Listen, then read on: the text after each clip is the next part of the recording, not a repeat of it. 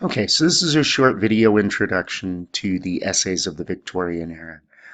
Much like our own time today, the Victorian era was a massive period of change, both technological and cultural, in um, in England, where technology was driving cultural change and where um, massive expansion of the empire led to vastly increased diversity in the homeland as well.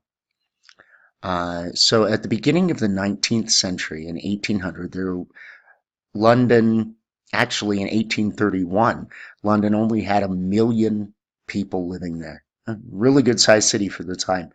By 1901, it is 6 times larger, 6 million people, 6.6 million people. Other cities increased in a similar fashion. The Manchester, for example, goes from 100,000 to over 4.5 citizens living there. The pace of industrialization can be seen also, in addition to the growing urban communities. The pace of industrialization can be seen in the expansion of railroad. In 1830 or 1831, the very first railroad was built, linking Lincoln and Manchester. And it was the only railroad there was, steam-powered railroad in the world, the very first. By 1851, every major British city is connected by rail, and by 1901, you have thousands and thousands of miles of track all over England, and you have the world's first functioning subway system in London. You have the expansion of education in the 19th century. At the beginning of the 19th century, almost all schools are run by the church or by religious-based charitable organizations. And while they were interested in educating the poor and providing for education in general, their primary goal was religious education. Any job training would happen through apprenticeships.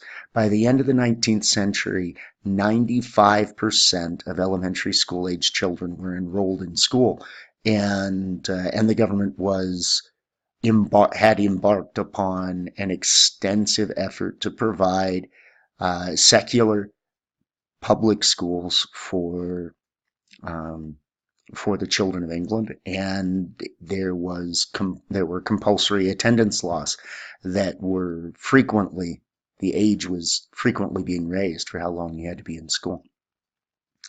In addition, a number of traditional institutions were coming under attack. The expansion of the vote caused massive changes to government. Before 1832, when the first reform law was passed, only 450,000 people could vote in England. After that passed, 600,000 people could vote in England. That was an expansion to all men that owned 10 pounds of property or more. The Second Reform Act in 1867 expanded the vote beyond population expansion to millions of voters, and it lowered the requirements sufficiently that the masses were truly given the vote. And at this point, the working class had the numbers that if they turned out, they could control the vote. Again, in 1884, the voting public was expanded. At that time, adding not only property owners, but also people that were paying a certain amount of rent, so that essentially if you were male and not a vagrant, you could vote. It would take a while longer for women to be able to vote, but this was a transformative event. The final end of slavery comes during this time. A lot of just tremendous change. The literature of the time reflects this. Dickens writes about the hardships of the poor and cultural issues. So does George Eliot. So do many other novelists. And this wasn't the only place that that happened.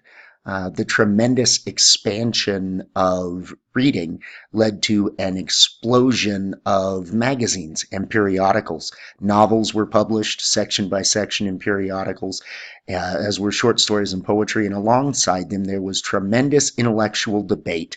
Any number of public intellectuals of all stripes and all sides on all issues were writing essays designed to sway the public and to bring people to believe the way they wanted them to believe. And it became a tremendously successful and important literary genre during the Victorian era. So to talk about the novel as the core of Victorian prose is probably fair, given our estimation of the novel. But right next to it are these nonfiction essays and nonfiction novella or book length works of on history and theology and science and education. The public debate, the kind of intellectual debate that happens mostly in academic journals today, took place in public periodicals where the general public was involved and paying attention. And that's what these essays in this session are all about.